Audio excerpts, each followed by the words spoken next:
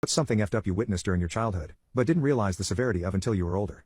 My family sold me into slavery so that they could put food on the table for my 5 siblings. They didn't decide by drawing straws or flipping a coin. They chose me because I was the oldest boy, and my parents were scared that something horrible would happen to my sisters if they were the ones being sold off. They thought it was the only way to protect them, but knowing that didn't make any of it easier. I just felt that in their desperation to save our family they had decided I was worth sacrificing, as if my life was worthless. It didn't help that I was only 6 years old when it happened. Here is my story. After I was sold, I was taken to a lake with children who were also 6 years old. The oldest was only 10. We were all forced to do different tasks and we couldn't eat until we were done. I had to fish for 14 hours a day. So, every day for 14 long hours I was alone in the middle of that lake, silently begging that I wouldn't fall over, knowing full well that if I did, I'd drown because I didn't know how to swim. I prayed desperately that I wouldn't die from hunger or exhaustion like so many other kids before me. But the thing that scared me the most was not catching enough fish. If I came back without any fish, I knew I'd face another beating, more bruises, and go days without food. It was a vicious cycle, and every lash and punch just reminded me that I was trapped. I was trapped in a place where everyone around me was dropping like flies. Some drowned because none of us knew how to swim, and others were beaten senseless, either because they were easy targets or for entertainment. And the ones who got sick didn't stand a chance. It didn't matter how sick or weak we were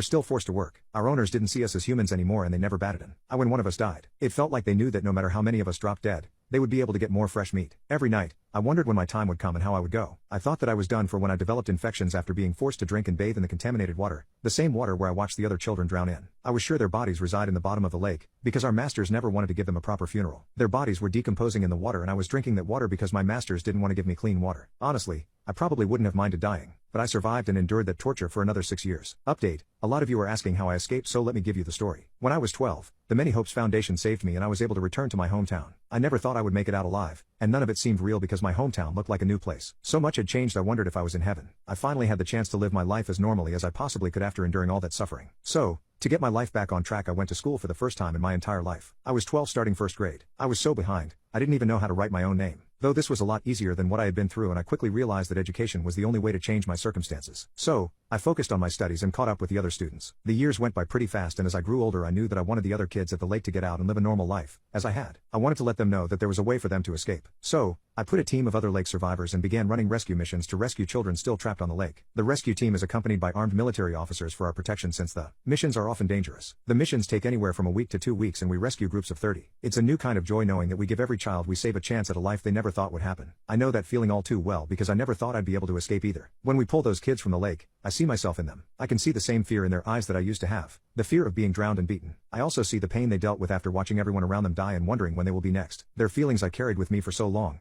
but now I get to help take it away from them. These kids will never again have to experience the terrors they went through. They'll never have to worry about being trapped in a hell they didn't choose. Instead, they'll learn what it feels like to be safe and cared for. Update 2. Many of you want to help stop this from happening. The best way is to donate on the Many Hopes website. All their donations are used to save kids that come from situations from me.